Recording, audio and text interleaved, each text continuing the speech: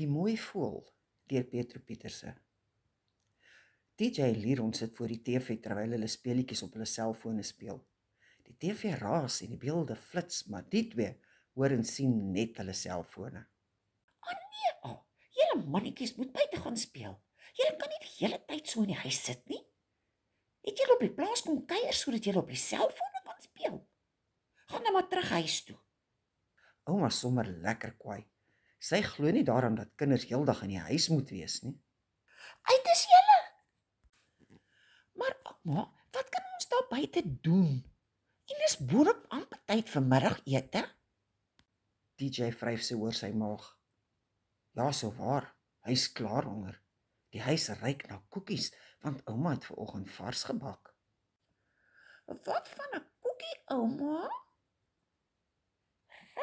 Kom ek sê julle wat. Ek pak gou vir julle heerlike ete in en dan kan julle dit buite gaan eet. Dan onder die boom by die eende se dak. Liron en DJ glimlag breed. Dit klink na 'n goeie plan.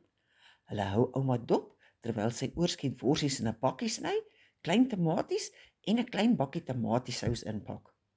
2 lekker nartjies en ja, so ware paar koekies. Daar sê, dit behoort julle te hou tot oupa tuis kom. Gaan speel nou buite. Die 2 seuns stap uit. Die eende se dam is langs die skuur. Net nadat hulle op die gras gaan sit het, gryp DJ die bakkie kos. Die 2 seuns smilte lekker aan die eetgoed. Sommer gou is alles op en hulle strek hulle uit op die gras. Nie lank daarna nie sit Liron regop. Nee man, kom ons doen iets. Ek wil nie heeldag hier lê nie. DJ loer met een oog na Liron. Hulle is al 2 dae op die plaas en hier is nie regtig veel om te doen nie. Dis net die koppie wat nog geklim kan word. Daar is lekker nartjies aan die bome. Kom ons gaan loop daar en pluk sommer iets om te eet. Ek is nou nogal dors, wat sê jy? In die boord is dit lekker koel en die bome is vol vrugte. Die voëls kwetter ongehinderd. Kyk daai mooi voël. Hy sit nie lank genoeg stil dat ek hom mooi kan sien nie. Dalk moet ons ontvang. Hoe dink jy sal ons dit regkry? Liron kyk na TJ asof hy al die antwoorde het.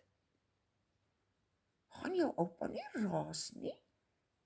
Liron skud sy kop. Hoe sal oupa nou uitvind as hulle die voël vang? Hulle gaan hom mos nie gevange hou nie. Hulle wil hom net mooi bekyk. Hulle stap skuur toe om te gaan kyk waarmee hulle die voëls kan vang. Daar's 'n lekker groot vangnet wat oupa gebruik as hy vis vang. Liron probeer onthou wat oupa hom geleer het van voëls vang. Hy seker die vangnet kan gebruik word as 'n wip. Terug in die boot soek TJ 'n lekker lang stok waarop die vangnet kan rus. Die sy van die net rus op die grond en die ander sy op die stok wat in die grond gesteek is. Nou kort hulle net iets waarmee hulle die stok kan wegtrek, sodat die vangnet, of dan die wip, bo oor die voël kan val. Terwyl TJ 'n lekker vrug soek om in die wip as lokhaas te sit, gaan soek Liron gou 'n stuk tou in die skuur. Daar lê baie stukkies rond en hy gryp 'n paar stukke. Hulle bind dit aan mekaar sodat dit 'n redelike lang tou is. Nadat dit om die stok gedraai is en die wip gereed is, gaan die 2 agter 'n boom sit en wag. Kort loer hulle of daar al 'n voël is wat kom vrugte eet. Dit lyk egter nie of hulle vrugte lekker genoeg lyk vir die voëls nie. Na 'n rukkie is hulle verdiep in 'n ry mure wat 'n sprinkaan rondsleep. Die sprinkaan is baie groter as die mure, maar dit pla hulle nie.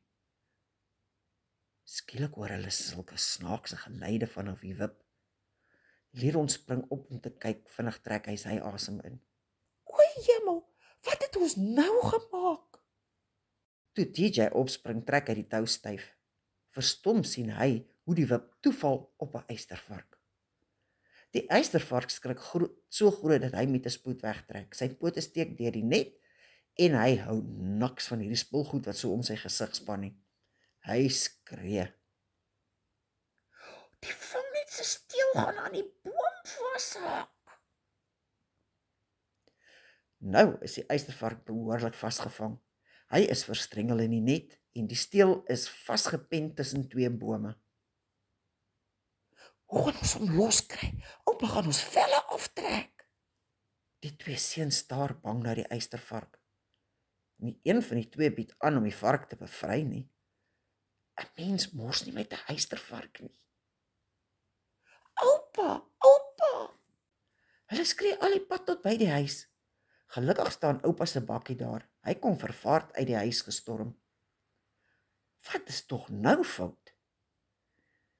Die twee seuns vertel vir oupa van die eystervark in die boord. Hy vra liewer nie hoe dit in 'n vangnet beland het nie. Die twee seuns lyk verskrik genoeg. In die boord bly die seuns op 'n veilige afstand. Hulle wil alles sien, maar wil nie in die pad van daardie penne kom nie. Oupa beweeg saggies en versigtig tot by die steel van die vangnet. Siepe kom met 'n kombers nader. Hulle slaag daarin om die kombers oor die vark te gooi en toe begin die bevrydingsoperasie.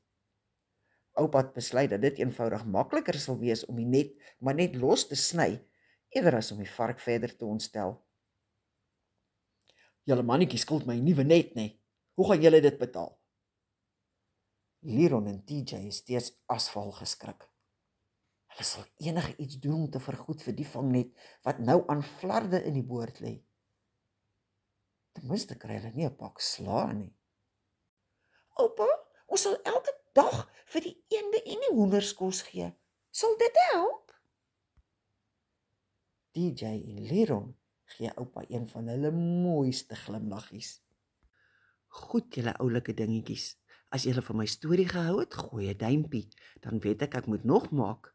Julle moet 'n lekker dagie hê en onthou om te subscribe, dan weet jy altyd eers as daar 'n nuwe ene is. Bye bye.